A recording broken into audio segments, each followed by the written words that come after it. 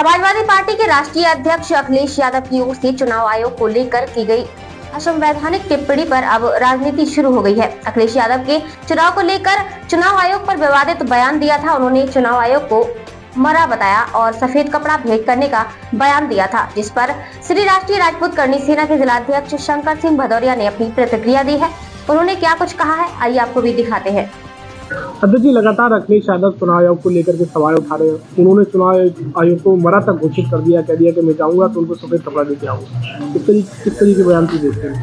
देखिए, राजनीति में चुनाव आते जाते रहते हैं, चुनाव के अंदर जीत हार भी लगी रहती है, लेकिन इस तरीके की जो संवैधानिक संस्थाओं के ऊपर जो सवाल उठाया जा राष्ट्रीय अध्यक्ष माननीय अखिलेश यादव जी द्वारा, वो किसी भी तरीके से न्याय संगत नहीं कहा जा सकता है। भाई, इसी चुनाव आयोग के द्वारा पिछली बार जब उत्तर प्रदेश के अंदर इनकी 37 सीटें आई थी और वहीं पे इनके जो समर्थन के साथ कांग्रेस की 6 सीटें आई थी, तब तो इन्होंने बड़े खुश थे। ये इसी चुनाव आयोग के द्वारा 2012 के अंदर जब ये मुख्यमंत्री पद की शपथ ली गई थी, तब भी यही चुनाव आयोग था।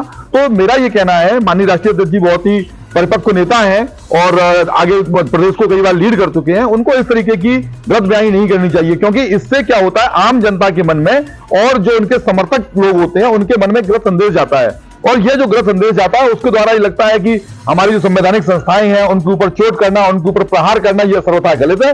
तो मेरा ये व्यक्तिगत सुझाव रहेगा कि भाई, इस तरीके जो संवैधानिक संस्थाएं हैं, चाहे वो सुप्रीम कोर्ट है, चाहे वो चुनाव आयोग है, और भी अन्य जो हमारी संवैधानिक संस्थाएं हैं, इनको बदनाम न किया जाए। मिल्कीपुर और दिल्ली में जो रुझान आ रहे हैं बीजेपी के पक्ष से, किस तरीके से देखते हैं? क्या लगता है कि जनता ने इनको नकारने का काम किया है, या फिर अखिलेश यादव और विपक्ष जो है लगातार चुनाव आयोग और दबाव की राजनीति बनाने की बात कह रही है? क्या कहेंगे?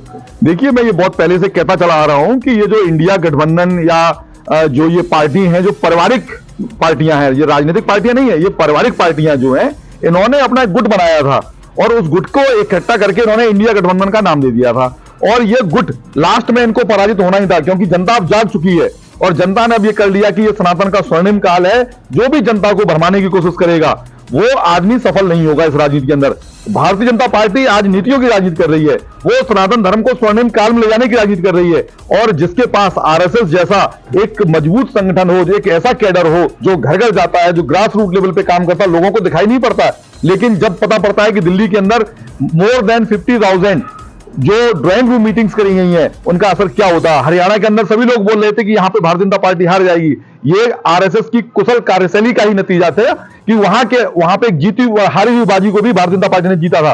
और एक बात मैं और कहना चाहता हूं कि जो 27 साल का अकाल था दिल्ली के अंदर, वो इस बार पूर्णतः खत्म होने जा रहा है और भारतीय जनता पार्टी की पूर्ण बहुमत की सरकार दिल्ली में बनेगी। और जहां तक बात है मिल्कीपुर की, मिल्कीपुर सीट आप उसके ऊपर तरह तरीके के परपंच करे गए, तरह तरीके के इंडिया गठबंधन के जो नेता थे उन्होंने तरह की तरीके के परपंच करे हैं और वो परपंच उनके सफल नहीं हो पाए। अभी तक 10 राउंड की काउंटिंग के बाद वहां पे भारतीय जनता पार्टी की जो बढ़त है वो 28,000 की बढ़त ऑलरेडी हो चुकी है। महाकुंभ में जो घटना हुई, मौतें हुई है, लगातार विपक्ष कह रहा है कि उनके मौतों के जो आंकड़े हैं, जो घायल, उनके आंकड़े जारी नहीं किए जा रहे, क्या कारण है?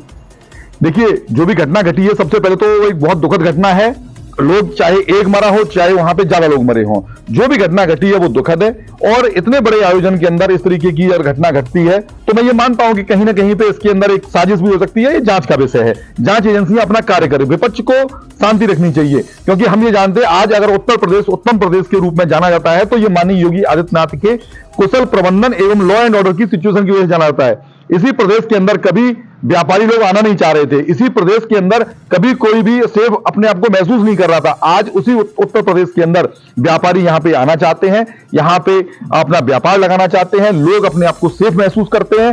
और सबसे बड़ी बात, जो माताएं बहनें हैं वो अपने आप को सेफ महसूस करती हैं। जहां तक आपने मुद्दा उठाया महाकुंभ का, महाकुंभ में इतना बड़ा हादसा हो गया, लेकिन आप देखिए कि उस हादसे के बावजूद भी लोगों का विश्वास, जो सनातनियों का विश्वास है भारतीय जनता पार्टी के प्रति, वो बिल्कुल डिगा नहीं है। इसका नतीजा आप मिल्कीपुर उपचुनाव और दिल्ली के अंदर आप देख सकते हैं। यानी कि सब लोग जानते हैं कि ये जो पार्टी है और ये जो हमारे जो नेतृत्व कर रहे हैं माननीय योगी आदित्यनाथ जी और माननीय मोदी जी, ये बिल्कुल ही एक तरीके से हम संत किस्म के लोग हैं। इनके पास अपने घर परिवार से दूर हैं, ये इनका परिवार पूरी देश की जनता है। जब इन्होंने देश की जनता को अपना परिवार मान लिया है तो देश की जनता अपने परिवार के जो नेतृत्वकर्ताओं को कभी हारने नहीं देगी। और इसी का ये परिणाम है कि आप देखते जाइए कि आज यहां से भारतीय जनता पार्टी का ग्राफ लगातार ऊपर उठता चला जा रहा है। वो इसी वजह से उठ रहा है क्योंकि जनता को नेतृत्व पे भरोसा है और भारतीय जनता पार्टी की नीतियों पे भरोसा है।